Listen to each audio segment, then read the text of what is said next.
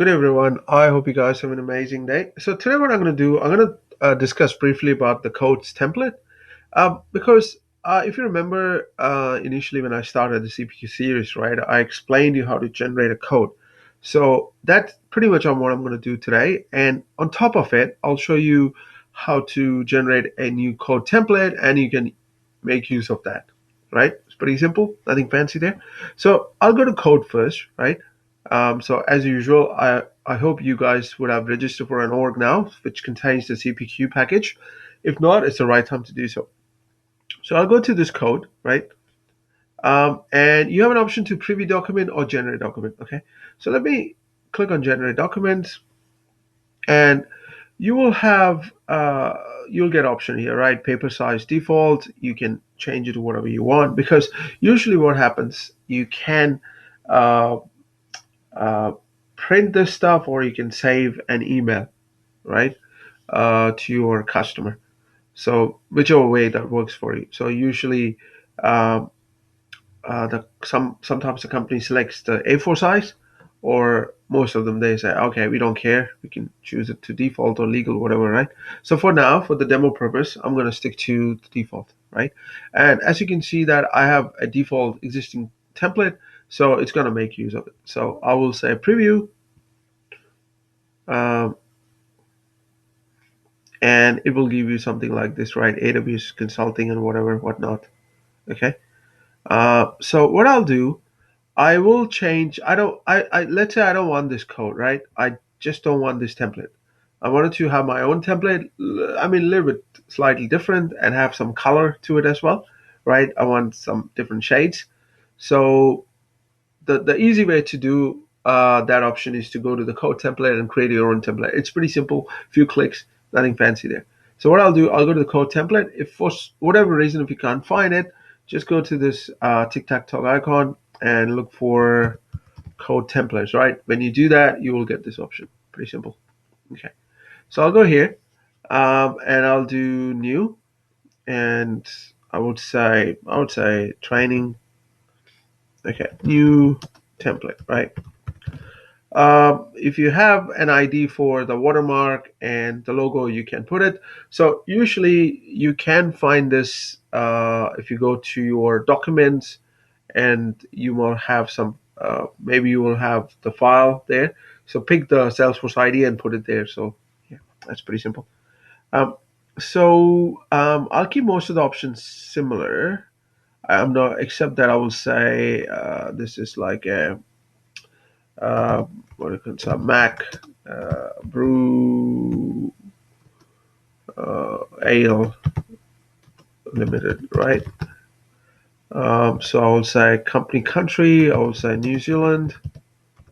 Yeah, I just wanted to fill some corporate information. And I say the font family. So I don't want the font this. I want to say, let's see what fonts we got. Uh, I don't know, Ubuntu. Let's do the Ubuntu, right? Let's see what we got with the Ubuntu. Okay, shading color, I will say CC EEFF, right? It just adds some border color. Just give it that. Font size, I will say 12, right? Text color, default color applied. So I just don't care. You just can put whatever color you want if you want, right?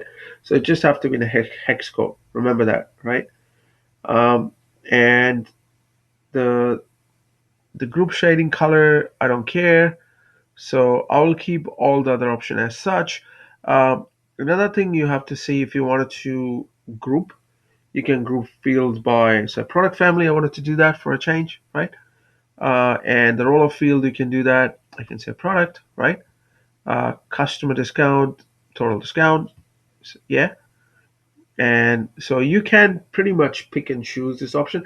It's like, I mean, I'm not sure if you guys have worked with the Conga, right?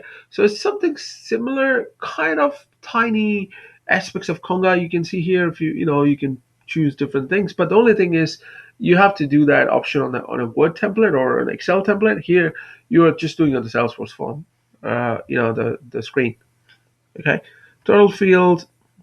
I honestly don't care.